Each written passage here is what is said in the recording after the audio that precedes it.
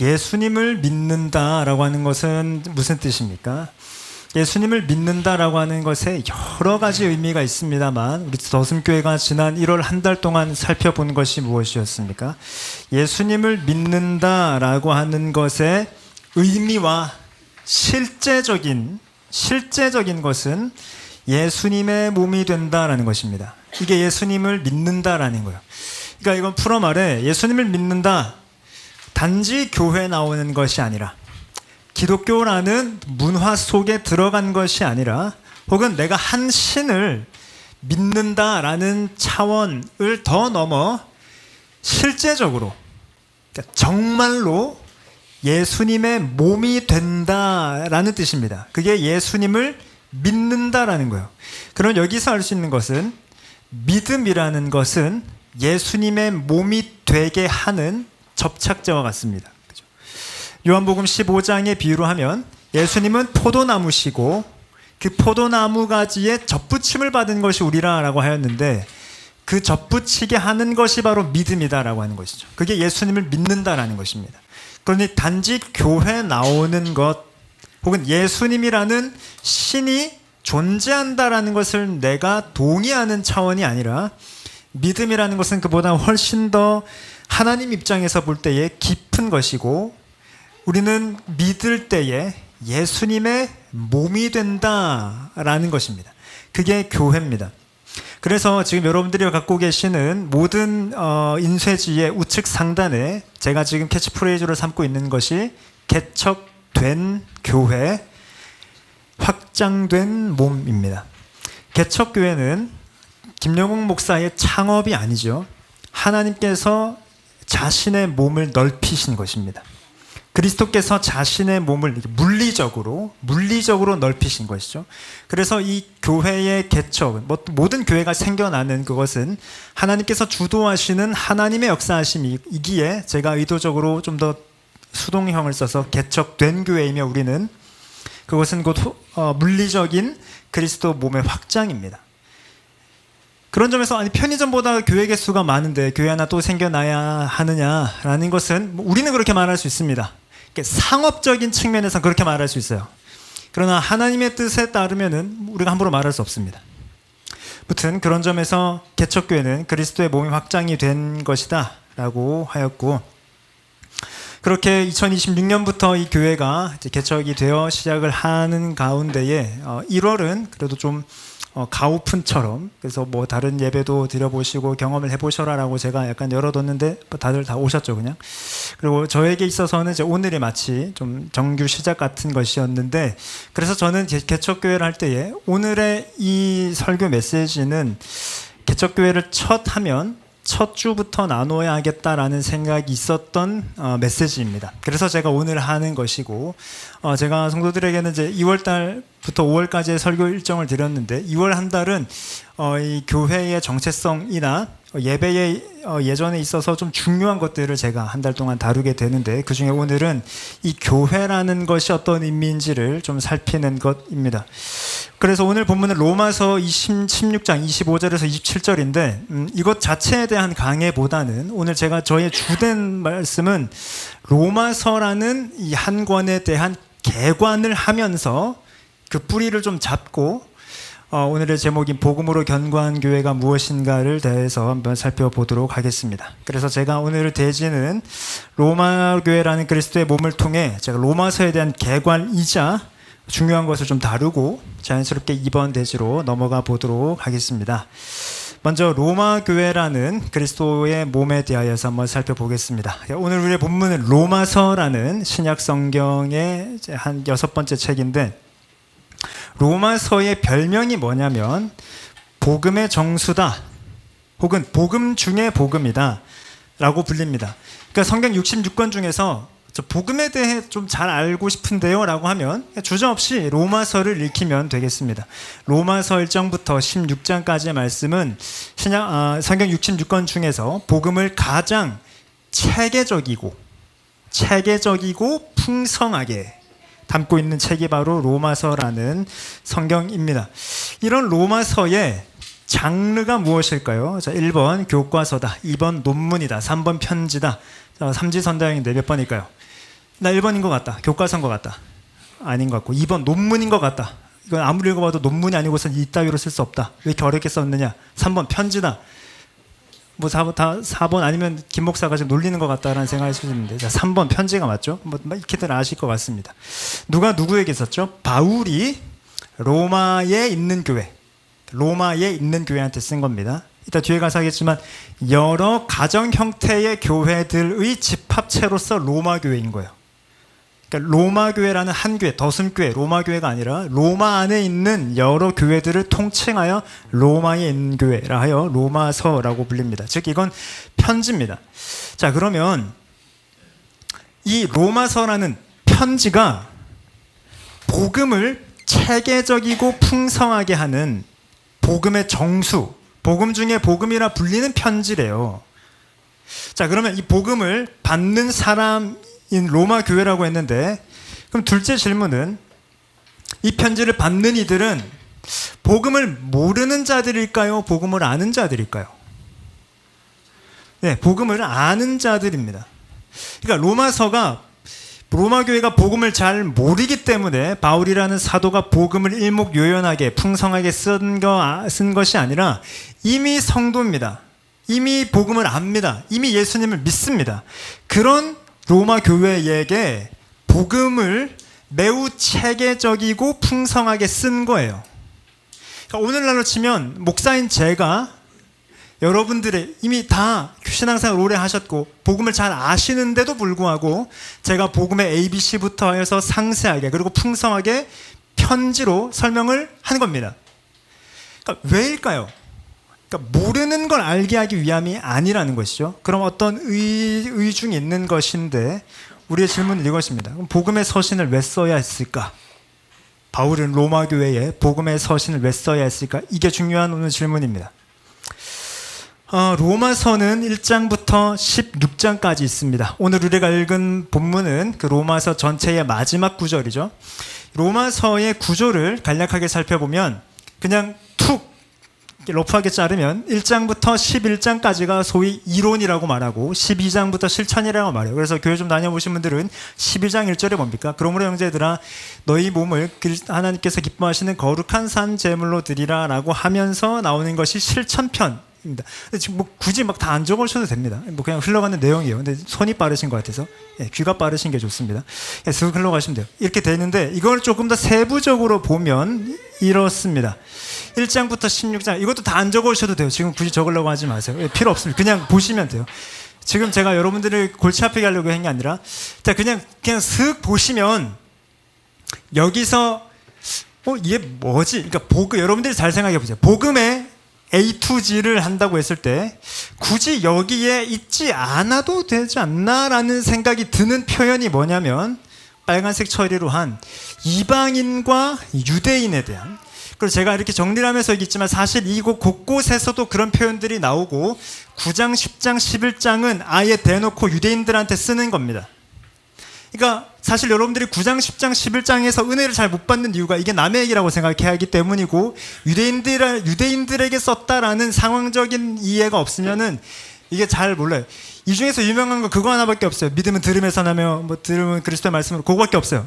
나머지는 잘 은혜 못 받습니다. 거의 다 여러분들이 아시는 구절들이 다 이쪽에 있는데 그 중에서도 1, 2장은 또 우리가 잘 없어요. 왜냐하면 이방인 혹은 유대인들에 대한 직접적인 언급이 나오거든요. 자 그러면 복음의 정수라 불리는 로마서에서 우리가 복음을 처음부터 일목요연하게 쓴다라고 했을 때 굳이 이거 왜 썼지라고 하는 것이면 이게 편지이기 때문에 이 로마 교회의 상황과 좀 맞물려 있기 때문 아닐까요? 이 로마서 16장은 지금 성경 펴고 계시죠? 우리가 오늘 다 읽진 않았습니다만 1절부터 20절까지 뭐 그냥 툭 자르면 16절까지 사람들의 이름이 많이 나옵니다. 기준에 따라서 26명이라고 하기도 하고 27명이라고 하기도 하고 23절까지 치면 34명이라고도 하고 어쨌든 플러스 알파입니다. 매우 인원들이 많이 나오는데 이 인원들의 특징이 우리는 그냥 보면 1절 베베가 있고 3절 브리스가 아굴라 있고 5절 에베네도 이렇게 있으니 잘 모르는데 이 16장에 나오는 인물들은 좀 그룹으로 묶을 수 있습니다. 그래서 그룹별로 지금 나열이 된 거예요. 이거는 그거의 기준에 따라 다른데 좀 보수적으로 보면 지금 5그룹이다 이렇게 보기도 하고 조금 더 세분하게 나누면 7그룹이라고 보기도 합니다. 근데 뭐 몇 그룹으로 나눴다라는 것은 크게 중요한 것은 아니고 여기서 중요한 것은 이들이 지금 끼리끼리 뭉쳤다라는 데에 중요한 점이 있어요. 자, 무슨 말이냐면 우리가 이름만 들어도 그 사람이 어느 나라 사람이다라고 대충 알죠. 예를 들어서 민수 그냥 들어도 한국 사람이죠. 타쿠야 일본 사람입니다. 이름에 압둘라가 들어가요. 좀 이슬람권이구나. 그러니까 이름만 들어도 이게 어느 국적 사람이구나 대충 나오잖아요. 그죠? 지금 16장에 나오는 이름들이 그러합니다. 여기서 보면 우리는 잘 모르지만 헬라어와 히브리어를 잘 알면 이름만 봐도 히브리 사람 즉 유대인이구나 혹은 헬라인이구나 이방인이구나 라고 이름만 보아도 잘 알게 되어 있습니다. 그 이름들끼리 묶여 있어요. 자, 혹은 이름만 들어 오늘날은 좀 아니지만 이름만 들어도 그 사람의 신분이 대충 짐작이 갑니다. 자, 이름이 돌쇠예요. 그럼 양반이에요, 노예예요? 노예죠. 이름이 마당새다. 그러니까 노예죠. 그러니까 이 당시에는 그랬잖아요. 오늘 현대보다는 고대에는 이름만 들어도 그 사람의 신분이 짐작됩니다. 예컨대 14절에 있는 이름들은 전부 다 노예들입니다. 그렇게 그룹별로 좀 묶여 있어요. 그러니까 지금 16장의 명단은 뭐냐면 그 소위 가정에 모인 교회들, 가정교회들의 그룹대로 묶여 있는데 그 교회들이 지금 어떻게 형성이 되어 있냐면 유대인들은 유대인들끼리 모여서 예배드리고 있어요. 이방인들은 이방인들끼리 모여서 예배드리고 있고 노예들은 노예들끼리 모여서 예배드리고 있고 자유인들은 자유인들끼리 모여서 예배드리고 있습니다. 즉 끼리끼리인데 이건 그냥 자연스럽게 형성됐다기보다는 어떤 배경 때문인데 결과적으로 그래서 이들이 지금 분열되어 있고 파가 나뉘어져 있습니다. 그걸 지금 16장에서 그냥 대놓고 보여주는 거거든요. 이미 그들이 이렇게 되어 있다라는 현실. 그러면 우리의 질문은 대체 왜 이렇게 예배를 드리고 있는가 이들은. 그래서 사실 우리가 소위 초대교회 하지 않습니까? 이게 지금 초대교회 모습이에요. 로마에 있는 초대교회 모습인데 사실 이게 우리가 지금 지향하는 것인가요? 이게 지금 건강한 교회라고 할 수 있나요? 예를 들어서 아파트 50평 이상 사는 사람들끼리 모여서 예배드리고 아니면 일용직 노동자들끼리만 예배드리고 어떤 국적을 가진 특정 사람들만 따로 모여서 예배드리고 반대로 말해 섞이는 것을 싫어하고 이게 우리가 지금 이상적으로 생각하는 교회의 지향점은 아니잖아요. 그러면 여기 지금 뭔가 이것만 보아도 로마서 16장만 보아도 로마 교회가 당면하고 있는 문제점이 보이는데 이것으로 보이는데 문제는 왜 이렇게 됐느냐를 역사를 잠깐만 썰을 풀면 역사 좀 싫어하겠지만 그래도 참고 들으세요. 로마서 배경이니까 AD 49년입니다. AD 49년 어느 날 유대인들 사이에서 내란이 일어납니다. 그러니까 로마에 있는 유대인들 사이에서 이 유대인들은 일부는 원래 그냥 유대인들이에요. 일부는 예수님을 믿는 유대인입니다. 그러니까 이들 사이에 싸움이 일어난 거예요. 그럼 짐작컨대 어떤 싸움이 일어났을까요? 예수님이 하나님이야 아니야 이걸로 싸움도 일어나고 이들은 정통 유대교이고 그러니까 야훼, 여호와를 믿고 아직 메시아가 안 왔다고 믿고 오경 혹은 구약이 전부라고 믿는데 그리스도인들은 아니란 말이에요. 예수님이 하나님이란 말이에요. 그러니까 똑같은 혈통적으로 출신으로서 유대인들인데 신앙이 달라지면서 이들에게 내란이 일어났습니다. 자, 근데 이것 자체는 문제가 아닌데 문제는 로마 입장에서 제국 입장에서 유대인들이 싸움이 나니까 뭐가 문제냐면 니들의 신앙은 모르겠고 유대인들이 돈이 많았거든요. 이때. 그러니까 얘네들끼리 싸우고 뭔가 문제가 생기니까 로마 시 내에 경제권이 안 돌아갔대요.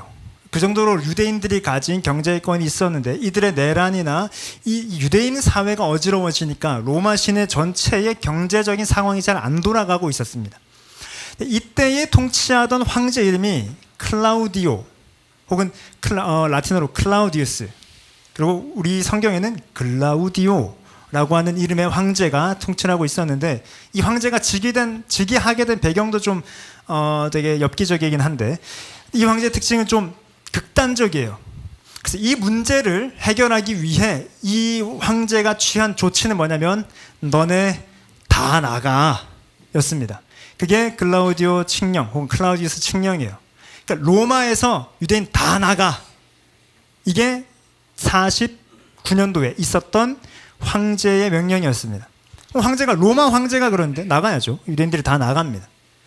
이게 성경에 기록되어 있을까요? 네. 사도행전 18장에 이렇게 되어 있습니다. 아굴라라는 본도에서 난 유대인 한 사람을 만나니 클라우디우스입니다. 그러니까 모든 유대인을 명하여 로마에서 떠나라. 이게 AD 49년에 클라우디우스 칙령이에요. 함으로 그때 나온 사람들 중에 우리가 잘 아는 커플 있죠. 브리스길라와 아굴라도 같이 나옵니다. 유대인들이라는 것이죠. 무튼 이 사건이 있고 났습니다. 자, 그러면 문제는 그렇게 다 떠난 그들 유대인들이 다 떠난 뒤에 자, 첫 주일 예배를 한번 상상해 보면, 자, 원래 로마 시내에서 교회들이 어떻게 예배를 드리고 있어요? 원래는 지금 16장 아까 그 전이에요. 원래는 유대인들이든 이방인 헬라인들이든 다 같이 예배를 드리고 있었어요. 자, 그러면 그렇게 예배를 드릴 때 저처럼 지금 설교를 한다거나 찬양 인도를 한다거나 뭐 주일학교 교사를 한다거나 이런 것들을 유대인들이 하고 있었을까요? 이방인들이 하고 있었을까요? 유대인들이 다 하고 있었습니다. 유대인들이 원래 그런 종교에 있었던 거고 유대인 그쪽에서 좀 더 발전된 형태가 개신교니까. 아무튼 유대인들이 그렇게 다 설교도 하고 찬양 인도도 하고 교사도 하고 다 주요 요직들, 주요 직분들을 다 맡고 있었는데 한순간에 유대인들이 다 나갔어요. 그리고 맞이한 첫 주일. 그럼 예배 드려야 됩니까? 안 드려야 됩니까? 설교할 사람이 없어요. 섬길 사람이 없어요. 주요 직분자들이 없어요. 근데 로마 교회는 교회사를 보면은 멈추지 않았다라고 해요. 예배를 쉬지 않았다라는 것을 정황상 알 수 있습니다. 그러면 모이긴 모였어요. 근데 유대인들은 없어. 그러면 여러분들 다 이방인이에요. 근데 제가 유대인들에서 쫓겨났어요. 그럼 설교자가 없는데 여러분들 중에 누가 설교를 해야 하는 상황이에요. 그러면 그나마 여러분들 중에 네가 그래도 좀 좋은 대학 나왔네? 네가 할래? 너 노래 조금 하지? 그럼 네가 찬양인도 하고. 그렇게 예배를 인도하지 않던 주요 직분에서 멀어져 있던 이방인들이 예배를 인도하기 시작했습니다. 잘했을까요? 서툴죠. 아무래도 유대인들보다는 서툴렀겠죠. 근데 아마 그냥 기대하기로는 뭐 저렇게 쫓겨났지만 곧 돌아오겠지. 그때까지만 하자. 그렇게 한 달이 지나요. 두 달이 지나요. 반년이 지나요. 근데도 안 돌아와요. 1년이 지났는데 그때도 안 돌아와요. 이거 계속 하고 있는 거예요. 예배를 드리고 있는 거예요. 3년이 지났어요. 돌아왔을까요? 안 돌아왔어요. 근데 안 돌아왔는데 3년 정도 하면 어때요? 꽤 잘합니다. 그러니까 주일을 150번 맞았다는 뜻이잖아요. 1년이 52주니까. 150번 정도 똑같은 걸 했으니 그래도 좀 낫습니다. 그렇게 해서 이제 자리를 잡아가고 있다가 5년째 되던 때에 돌아와요. 54년도에. 그때 돌아오게 됩니다. 왜 돌아왔냐면 클라우디우스가 죽어요. 그래서 로마법에는 이 법을 발의한 황제가 죽으면 그 법도 없어집니다. 보통 그렇게 해서 54년에 유대인들이 돌아왔습니다. 그러면 문제는 유대인들이 돌아온 뒤에 맞이한 첫 주는 어땠을까요? 원래 여기서 예배 드리고 있었다가 유대인들이 떠났다가 이제 제가 왔어요. 여러분 잘 지내셨죠? 5년 동안 정말 힘들었습니다. 돌아왔습니다. 근데 이제 어쨌든 설교를 원래 유대인들이 하고 있었지만 첫 주일이니까 이방인들이 맡은 대로 하고 있잖아요. 이방인들이 설교를 하는 거 들으니까 꽤 괜찮아요. 뭐 설교도 꽤 하고 찬양 인도도 꽤 해요. 야, 저 원래 그냥 저렇게 앉아 있었는데 5년 새 저렇게 컸네. 이러면서 예배를 드리고 있었습니다. 예배 끝나고 나서 원래 아시죠? 초대교회 때는 애찬, 성찬을 그러니까 즉 식사를 같이 했어요. 이방인들이 이제 주방봉사도 하는 거야. 식사를 차렸는데 만약에 돼지고기가 나왔다라거나 소고기가 나왔는데 아시죠? 유대인들은 자신 율법에 따라 잡은 방식의 소고기만 먹거든요. 그러니까 이제 유대인들이 볼 때 야, 저건 좀 아닌데라는 식의 것들이 자꾸 보입니다. 그리고 이제 첫 주일이 됐는데 그 다음 주일 이제 제가 와서 이제 집사님 수고하셨습니다. 이제 제가 돌아왔으니까 제가 설교할게요. 아니 근데 저 그동안 5년 동안 되게 잘했는데요. 제가 계속 할게요. 그래도 이방인이신데 유대인인 제가 할게요. 이런 식의 문제들이 생긴 거죠. 그 5년 사이에. 그게 로마 교회입니다. 그렇게 되니까 유대인들도 저런 역시 이방인은 이방인이지. 쟤네 율법도 모르고 네가 하나님을 알겠어? 저런 더러운 원래 유대인들은 이방인과 자리도 하지 않잖아요. 그러니까 이방인들과 그래도 예배 못 드려라고 선언했고 이방인들도 저 교만하고 완악한 자들 예배 안 드리기 시작했고 그렇게 하면서 교회가 분열되기 시작했습니다. 그게 로마 교회가 당면한 문제예요.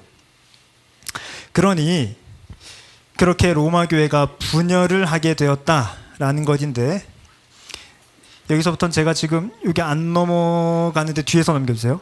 그러면 이런 로마 교회의 상황 가운데 바울이 로마서를 쓴 거예요. 아까 이게 54년에 돌아왔다 그랬죠. 로마서는 56년, 조금 더 여유 있게 보면 58년에 쓴 거거든요. 이미 교회가 그렇게 다 쪼개지고 교회가 분열했던, 분파가 되어 있던 그때 바울이 로마서를 씁니다. 그러면 이 로마서를 쓴 이유가 뭐죠? 하나됨이겠죠. 하나됨을 위하여서 이 로마서라는 편지를 쓴 겁니다. 그 로마서, 복음의 정수, 복음 중에 복음, 복음을 체계적이고 풍성하게 나누는 이것을 그래서 쓴 겁니다. 그러면 반대로 나뉜 교회를 하나 되게 하는 유일한 방법이 무엇이라는 것입니까? 복음입니다. 나뉜 교회, 서로의 우월감이 있어서 상하 관계가 생기고 분열하고 교만하고 우월하고 네 것 내 것 따지는 그런 모든 것을 해결하는 유일한 방법이 복음이다라는 것입니다. 더 중요한 것은 이 로마서는 그냥 편지인가요? 아닙니다. 성경이죠. 우리가 믿는 것은 하나님께서 성경을 영감하셔서 우리에게 하나님의 말씀으로 주셨다라는 것을 믿습니다. 그러니까 로마서는 그냥 바울이라는 한 사도의 상황적인 편지가 아니라 하나님께서 교회에게 주신 편지예요. 성경입니다. 그러면 하나님께서 우리에게 말씀하시기로 나뉘은 교회를, 상하관계가 생긴 그 교회를 치료하는 유일한 길이 무엇이다라고 하나님께서 우리에게 알려주신 것입니까? 복음이요. 그게 복음입니다. 그러면 우리는 로마 교회라는 그리스도의 몸을 통해 이것을 본 것입니다. 우리의 죄성은, 우리의 연약함은 사실은 균열을 가지고 옵니다. 우리는 사실 말하지 않아도 옆 사람과의 급을 나눠요. 우리 여기에 약 40명이 모여있지만 우리는 알게 모르게 급을 나눕니다. 여러분들이 학교에 가서 혹은 직장에 가서 혹은 그냥 가볍게 만나는 사이여도 우리는 알게 모르게 급을 나눕니다. 내가 가진 것 혹은 내 출신 이런저런 것들을 가지고 우리는 다 급을 나누어서 평가하고 판단합니다. 그래서 고개를 숙이기도 하고 고개를 들기도 하는, 그게 예배의 현장에도 교회에도 여전히 있는 것이 우리 인간의 연약함입니다. 그러면 그 인간의 연약함을 무엇 앞으로 가지고 나아가야 하느냐? 그게 복음이다 라는 것입니다. 즉 하나님께서 교회에 주신 소망은 복음입니다. 둘째, 복음으로 견고한 그리스도의 몸에 대하여서 살펴보겠습니다. 둘째 대지자 오늘의 절정입니다. 성경을 보시면 오늘 본문 25절에서 27절 제가 다시 읽을 때 눈으로 보시기 바랍니다. 나의 복음과 예수 그리스도를 전파함은 영세전부터 감추어졌다가 이제는 나타내신 바 되었으며 영원하신 하나님의 명을 따라 선지자들의 글로 말미암아 모든 민족이 믿어 순종하게 하시려고 알게 하신 바 신비의 계시를 따라 된 것이니 라고 말합니다. 문장이 긴데 25절, 나의 복음과 그리스도를 전파함은 신비의 계시를 따라 된 것이다 라고 하는 것입니다. 무슨 말입니까? 지금 바울이 복음을 전파합니다. 근데 그건 바울의 능력에 따라 된 것이 아니라 신비의 계시를 따라 된 것이다. 즉 지금 이 복음 전파를 바울이 했다라는 것입니까? 아닙니다. 하나님께서 하셨다라는 것입니다. 신비의 계시를 따라 된 거예요. 복음이 전해진 것은 사도 바울의 탁월함이 아니라 신비의 계시를 따라, 즉 하나님이 하신 일이다라는 것을 말하고 있습니다. 그래서 사실 바울이 로마서에서 자신을 무엇이라고 소개했느냐면, 성경을 좀 앞으로 넘겨 1장 1절 보시겠습니까? 직접 좀 넘겨야 되겠습니다. 1장 1절, 바울은 이미 자신을 이렇게 소개했습니다. 예수 그리스도의 종 바울은 사도로 부르심을 받아 하나님의 복음을 위하여 택정함을 입었으니 라고 말합니다. 여기서 종이라고 하는데 사도 바울이 13권의 서신을 쓰는데 시간 타임라인 순서상 자신을 종이라고 쓴 표현이 여기가 처음입니다. 이미 이 교회의 상황적 맥락에서 사실 바울에게 편지가 왔다는 것은 이미 이들이 급을 나누고 있다면, 야, 바울이래, 바울 목사님이 편지를 쓰셨다라고 하잖아요. 근데 바울이 이미 자신을 이 교회에 뭐라고 소개하고 있습니까? 난 종이야. 아무도 종이 되지 아니하는 그 로마 교회들의 상황 가운데 바울은 나 사도는 종이다라고 하고 있습니다. 둘째, 사도라고 하고 있는데 오늘날 우리는 이 사도가 마치 어떤 직분처럼 여겨지는데 이 시대는 아닙니다. 이 사도로 번역된 아포스톨로스라는 단어는 원래 그냥 어떠한 수식 어구인데, 수식된 문구인데 뜻이 보냄을 받은 자라는 거예요. 그것에 대한 축약이에요. 그러니까 바울은 나는 예수님 종이고 나는 보냄을 받은 자야 라고 하고 있는 것입니다. 여기서 보냄을 받은 자라는 사도의 정체성에는 이미 무엇이 전제되어 있죠? 자신이 지금 누군가를 보내는 주체가 아닙니다. 철저하게 객체입니다. 보냄을 받았다. 즉 내 주인이 따로 있다라는 거예요. 나는 아무것도 아니다라는 고백이 이미 사도 바울이 여기서 하고 있습니다. 그러니까 뒤에 말미에서 맨 마지막에서 이 복음이 전파된 것은 사도 바울의 어떤 탁월함이 아니라 그리스도께서 하신 것이다. 그걸 위해 나는 그저 보냄을 받은 자고 종이다. 그것에 불과하지 않는다. 난 그냥 시킨 것을 한 것뿐이고 가서 하라고 하신 것을 한 것뿐이다. 라는 바울의 철저하게 낮아짐을 여기서 볼 수 있는 것이죠. 그러면 지금 이 로마 교회들이 바울의 것일까요? 그렇지 않죠. 6절 보시겠습니까? 6절, 너희도 그들 중에서 예수 그리스도의 것으로 부름받아 라고 말하고 하고 있습니다. 그러니까 바울이 이미 사도고 부르심을 받은 자이기 때문에 이 로마 교회는 바울의 것이 아니에요.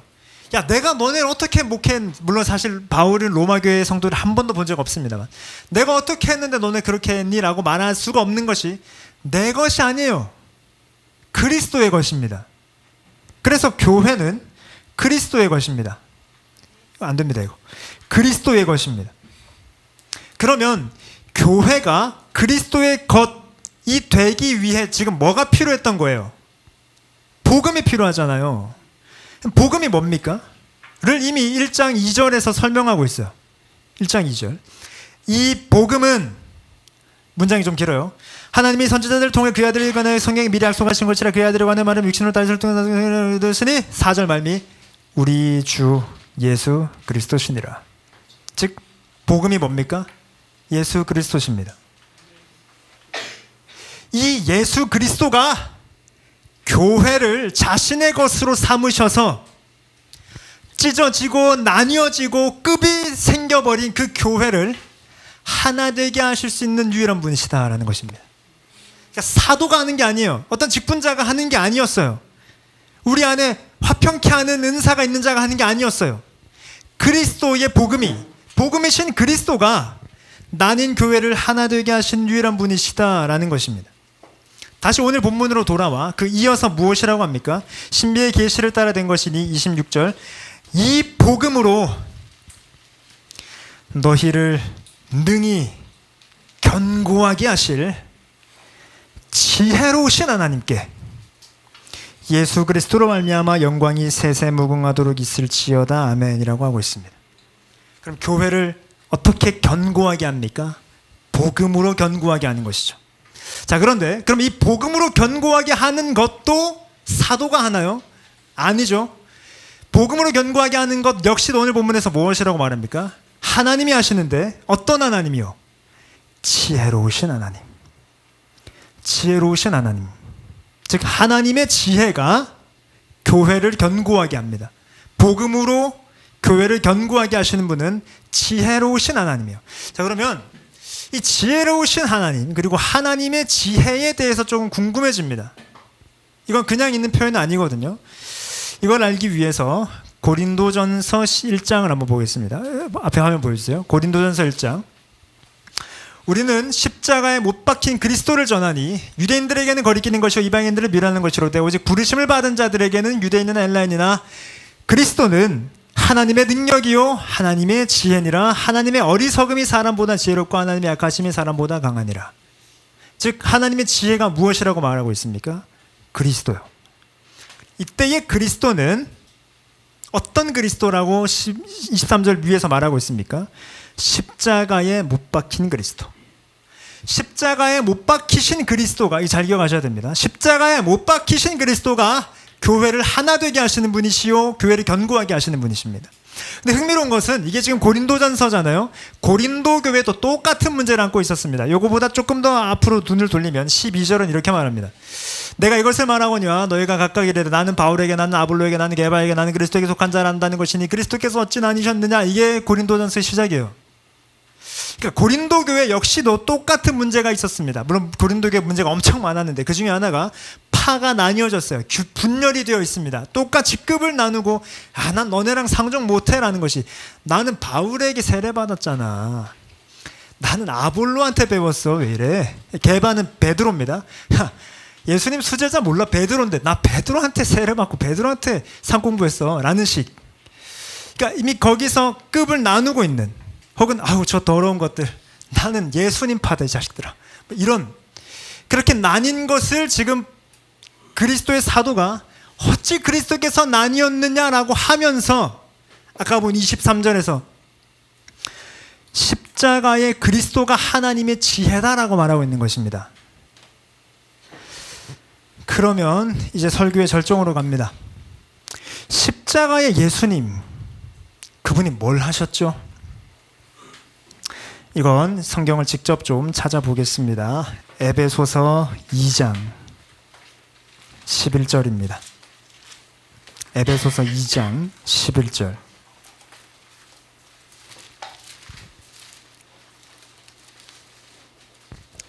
십자가의 예수님, 하나님의 지혜이신 십자가의 예수님이 무엇을 하셨습니까?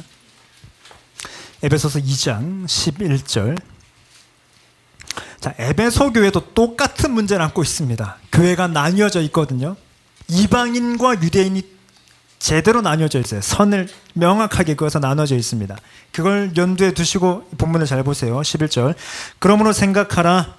너희는, 이방인들입니다, 그때의 육체로는 이방인이요 손으로 육체 행한 할례를 받은 무리라 칭하는 자들, 유대인들입니다. 유대인들로부터 아우 저 할례 안 받은 무리들이라는 칭함을 받았었는데, 그때에 그리스도 밖에 있었고 이스라엘 나라 밖의 사람이고 약속의 언약들에 대하여는 외인이고 세상에 소망도 없고 하나님도 없었습니다. 그런데 13절, 이제는 전에 멀리 있던 너희가 그리스도 예수 안에서 그리스도의 피로 가까워졌느니라. 그는 우리의 화평이신지라. 둘로 하나를 만드사 원수된 것 곧 중간에 막힌 담을 자기 육체로 하시고. 여기서 14절이 우리가 어른들은 종종 하시는 복음성가, 주는 평화 막힌 담을 모두 하셨네인데, 네, 주님은 평화십니다. 근데 막힌 담이 지금 누구와 누구 사이의 담일까요? 하나님과 우리 사이의 담이 아닙니다.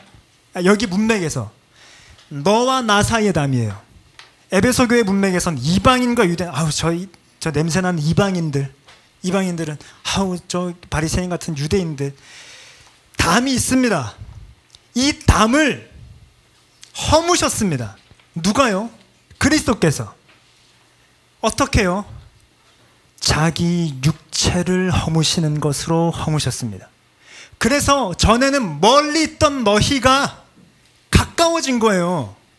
너와 내가, 멀리 있던 너와 내가 그리스도의 십자가 안에서 가까워진 겁니다. 그 담이 그리스도께서 무너지심으로 무너진 거예요. 좀 더 용어를 바꾸면 그리스도께서 찢기심으로 찢긴 교회가 하나 된 것입니다. 그렇게 가까워진 거예요. 그래서 15절, 법조문으로 된 계명의 율법을 폐하셨으니 이는 이 둘로 자기 안에서, 중요한 표현이죠, 한 세 사람을 지어 화평하게 하시고 십자가로 이 둘을 한 몸으로 하나님과 화목하게 하려 하심이라. 원수된 것을 십자가로 소멸하시고. 무슨 말입니까? 너와 내가 원수였어요 원래. 근데 그것을 십자가로 소멸하셨습니다.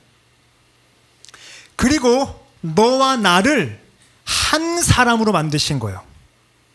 근데 한 세 사람, 그러니까 이전엔 너와 이전엔 내가 이제 하나가 되어 하나의 새로운 사람이 되어 하나님께로 나아가게 된 겁니다. 그러니까 하나님께 나아갈 때는 너와 나로 나가는 게 아니에요. 한 세 사람으로 나가는 겁니다.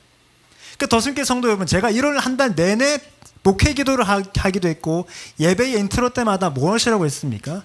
우리가 오늘 이 시간 공교회 예배를 드리는 것은 그냥 우리 앉아서 예배를 드린 이곳에 하나님이 계시다는 것을 넘어 주일이라 불리는 그 날에 모든 그리스도의 성도들과 함께 한 몸이 되어 하나님 앞에 서는 것이 주일 공예배다라고 하죠. 그러니까 너와 나로서 하나님 앞에 서는 게 아닙니다. 그 누구도 한 세 사람이 되어 그리스도 앞에 서는 것이죠. 그러면 19절, 그러므로 이제부터는 너희는 외인도 아니요 나그네도 아니요 오직 성도들과 동일한 시민이요 하나님의 권속이라. 익숙한 구절이 나오죠. 너희는 사도들과 선지자들의 터 위에 세우심을 입은 자라. 그리스도 예수께서 친히 모퉁이 돌이 되셨느니라. 그의 안에서 건물마다 서로 연결하여 주 안에서 성전이 되어가고 너희도 성령 안에서 하나님이 거하실 처소가 되기 위하여 그리스도 예수 안에서 함께 지어져 가느니라. 이게 교회입니다. 즉 교회는 그리스도의 몸입니다. 한 몸이요. 그리스도의 몸이 어찌 나뉘겠습니까? 그리스도의 몸이 어찌 여러 개겠습니까? 그럴 수 없습니다. 한 몸, 함께 지어져 가는 한 몸입니다. 제가 이 설교를 왜 개척교회 첫 주 설교로 나누어야지라고 목회적으로 결심을 했느냐면, 우리 더순교회 성도들은 일부는 드림양산교회 성도들입니다. 일부는 하남교회 성도들입니다. 혹은 뭐 또 다른 배경이 있기도 하고, 그렇게 여러 교회에서 모여서 개척을 하게 된 교회죠. 더순교회가.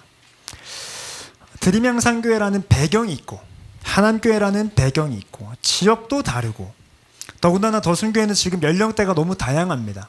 우리 이은희에서부터 10대도 있고 20대도 있고 60대까지 있습니다.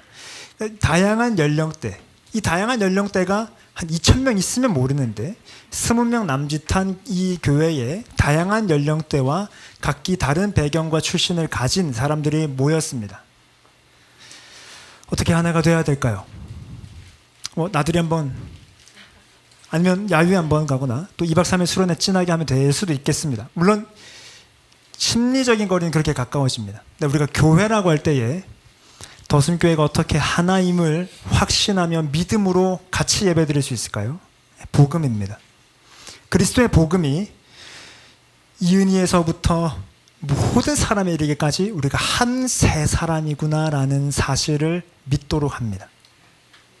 그러면 어른들이 청년, 청소년들을 볼 때 아휴, 쟤네 아직 좀 멀었네 라는 눈도 없어지고, 혹은 아이고 그 신앙생활 그렇게 하는 거 아닌데, 아이고 이거 예배 올 때 옷 그렇게 입고 오는 거 아닌데 라는 눈도 없어지고, 청소년 청년들이 볼 때 진짜 꼰대들이다 라는 눈도 없어지고, 옛날 사람이라는 눈도 없어지고, 혹은 하남교회는 합동교단이고 드림양산교회는 고신교단인데 또 목사인 저는 고신교단이니 합동이 좀 타락했네 라거나, 역시 고신 냄새나는 저 극보수들이라거나, 그런 눈들 다 없어집니다.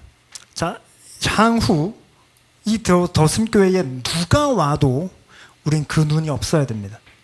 지난 1월 빌립보서 말씀을 나누는 가운데 특히 둘째 주 2장을 나누면서 우리에게 중요한 한 문장이 무엇이었습니까? 우리는 그 누구보다도 우월하지 않다라는. 왜요? 그리스도께서 그 누구보다 우월하지 않게 낮아지셨거든요. 그리스도 예수의 마음이지 않습니까? 그러니 이 더순교회에 누구나 올 수 있어야 됩니다. 누구나 오고, 어떤 교회, 교단의 배경을 가진 자들이 와야 되고, 어떤 연령대든 상관없어야 하고, 어떤 신체적인 약점을 가진, 혹은 심리적인, 정신적인 약점을 가진 자든 누구든 와야 됩니다. 좀 더 오늘날 이 사회의 예민한 부분을 하나만 건드리면 동성애자도 와야 돼요. 누구든 와야 됩니다. 그래서 와서 복음을 듣고 저 사람과 내가 한 몸이구나라는 게 믿음으로 동의가 돼야 됩니다. 그러니까 옆 사람이 좀 괜찮은 사람이면 내가 저 사람과 한 몸이지, 이게 실감이 나요. 괜찮아요. 쉽게 받아들여져요. 근데 이상한 사람인데 저 사람과 내가 한 몸이다, 이걸 머리로 생각하면 안 받아들여집니다. 믿음으로 받아들여야 돼요. 복음 안에서. 더더군다나 복음은 우리에게 뭘 알게 하냐면, 나 따위가 어떻게 예수님의 몸이 되었나, 이걸 알아야 됩니다. 나 따위가 어떻게 예수님의 몸이 되었나, 그걸 알아야 어떻게 저 사람이라는 손가락질을 안 할 수 있습니다. 그러니까 복음을 알아야 돼요. 복음을 계속 듣고 계속 알아야 하고, 그 앞에서 또 깨지고 또 깨지고 그리스도로 다시 세워지고, 그게 필요합니다. 거기서 교회가 세워집니다. 적용 및 결론을 하겠습니다. 첫 번째, 사랑하는 성도 여러분, 그리스도께서 허무신 담을 다시 세우지 마십시오. 여러분들의 자존심으로, 여러분들의 알량한 판단으로 그리스도께서 십자가로 허무신 담을 다시 세우지 마십시오. 주인이 되려 하지 마십시오. 우리가 종들이라는 것을 기억해야 합니다. 그러니 판단하지 마시고 정죄하지 마시고 그리스도께서 안아주셨듯 형제자매를 안아주십시오. 둘째, 우리는 그리스도의 모든 교회를 위해 기도해야 합니다. 그리스도의 모든 교회입니다. 제가 1월 한 달 목회 기도를 할 때에 나름대로 샘플링을 위해서 제가 한 달 동안 목회 기도를 한 것인데, 목회 기도 때 제가 우리 교회를 위하여서 기도한 적이 없죠. 항상 거룩한 공교회를 위하여서 기도하고, 이 땅에 있는 선교사들을 위하여서 기도하고, 이 땅의 전 세계를 위하여서 기도하고, 그리고 조금 더 특수하게 이 땅에 있는 신학교들을 위하여서 기도하였습니다. 하나님의 말씀이 중요하니까요. 그러니 우리는 우리만을 위하여서 기도하는 이 바운더리에서 더 넓어져야 합니다. 이 세계에 있는 모든 교회, 거룩한 공교회를 위하여서 기도할 줄 알아야 됩니다. 그래서 로마서 16장 오늘 본문에서 조금 더 눈을 위로 돌리면 15절에 이렇게 말합니다. 그리스도의 모든 교회가 다 너희에게 문안한다라고 하죠. 그러니까 지금 바울이 함께 있는 자들, 대필자인 더디오 뿐만 아니라 지금 이 로마 교회에 누가 문안합니까? 그리스도의 모든 교회예요. 그럼 우리가 샬롬이라고 할 때에 우리는 지금 이 공간 안에서는 그렇게 나누지만, 우리의 샬롬은 그리스도의 모든 교회와 함께 나누는 샬롬입니다. 이걸 알아야 합니다. 그리고 기도가 필요하다라고 할 때에 우리가 조금 더 우리에게 와닿는 이야기들을 해봅시다. 특히 여기 더스민교회 성도님들, 그리고 사실 또 오늘 방문하신 분들도 유사하지만, 지금 우리가 사실 어느 정도 아픔을 갖고 있죠. 이 자리에 앉아있는 것 자체가 큰 결단이고, 우리가 그동안에 나름대로 크게 고민했던 결심들을 하면서 사실 2026년을 우리가 맞이하게 됐습니다. 우리가 그 교회 위해 기도해야 합니다. 아픔을 겪고 있는 교회들을 위해서 우리가 기도해야 합니다. 우리 더슴교회는, 그리고 이곳에 있는 모두는 그 기존에 있던 교회에서 찢겨져서 나온 자들이 아닙니다. 하나님께서 우리를 개척하게 하셔서 그리스도의 몸을 확장하신 거죠. 그 과정에서 우리는 연약함을 보긴 받습니다. 그래서 때때로 우리의 감정들이 지디어지기도 했죠. 그런 시간들을 우리가 보내왔습니다. 그럼 이제 거기랑 이제 의절해야 합니까? 아니죠. 우리가 그 교회들을 위해 기도해야 합니다. 드림양산교회를 위해, 하남교회를 위해, 그 공동체들을 위해 우리 기도해야 합니다. 그렇게 되지 않으면 우리가 진짜로 개인적으로 하나님 앞에 작정하고 기도하여서 하나님 앞에 평안을 구해야 한 시간이 우리에게 필요합니다. 혹은 하나님께서 그렇게 만들어 가실 겁니다. 그렇지 않으면 우리 개척하면 안 돼요. 그러니 우리가 그리스도의 모든 교회를 위하여서 기도한다라는 오늘 이 복음의 사실 앞에 우리의 순종은 그 교회를 위해서도 우리가 기도할 줄 알아야 합니다. 그게 복음의 순종입니다. 마지막 셋째, 복음을 전해야 합니다.